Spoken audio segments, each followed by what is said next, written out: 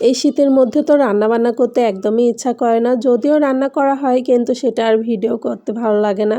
তো এই ভিডিওটা করা ছিল কিছুদিন আগের ভিডিও। এটার একটা রিলসও আমি আপলোড করেছিলাম, আপনারা হয়তো দেখেছেন। তো আমি এখানে ২ রকমের শাক নিয়ে এসেছিলাম, সরিষার শাক এবং পালং শাক। সরিষার শাকটা এর আগে কখনো আমার খাওয়া হয়নি। এই ১ম আমি নিয়ে এসেছি, জানি না কেমন লাগবে। তো আমি শাকটা পরিষ্কার পানি দিয়ে খুব ভালো মতো ধুয়ে নিচ্ছি। এরপরে আমি শাকটা কেটে নেব। কাটার পরে যদিও আরেকবার ধুবো, তারপরে আগে ধুয়ে নিলে ময়লাটা বেরো যায়।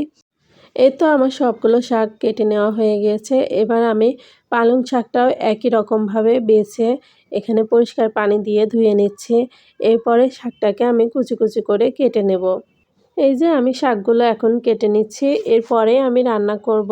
সবগুলো শাক একবারে কেটে বেছে পরিষ্কার করে নিচ্ছি, তাহলে রান্না করতে সুবিধা হবে। এই তো আমি এখন রান্না করতে চলে এসেছি। ১ম এ আমি পালং শাকটা রান্না করে নেব। এখানে আমি শাকটা সিদ্ধ করে নিয়েছি আর সাথে মাসকলাইয়ের ডাল দিয়েছি। মরিচ, লবণ, পেঁয়াজ, রসুন সবকিছুই দিয়ে এবার শাকটা একটু ডাল ঘুটনি দিয়ে ঘুটে নিচ্ছি। এই তো এবার শাকটা নামিয়ে বাগার দেব। তো এখানে আমি পেঁয়াজ, রসুন সবকিছু দিয়ে খুব ভালো মতো ভেজে নিচ্ছি।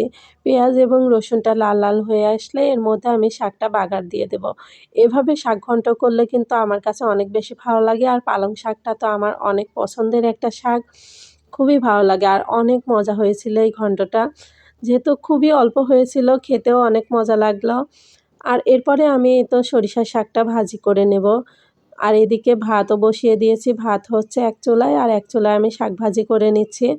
তো সরিষার শাকটাও আমি সিদ্ধ করে নিয়েছি। এরপরে শাকটা বাগার দেব। তো এখানে আমি অল্প কিছু চিংড়ি মাছও দিয়েছি। জানি না চিংড়ি মাছ দিয়ে খেতে কেমন লাগবে, কিন্তু মনে হলো যে কিছু চিংড়ি মাছ দিই। তো এই তো আমার শাক ভাজিটাও হয়ে গিয়েছে। আর এই তো দেখেন শাক ভাজিটা কতটা লোভনীয় লাগছে। যদিও ১ম বার খেলাম, কিন্তু আমার কাছে খুবই ভালো লাগলো।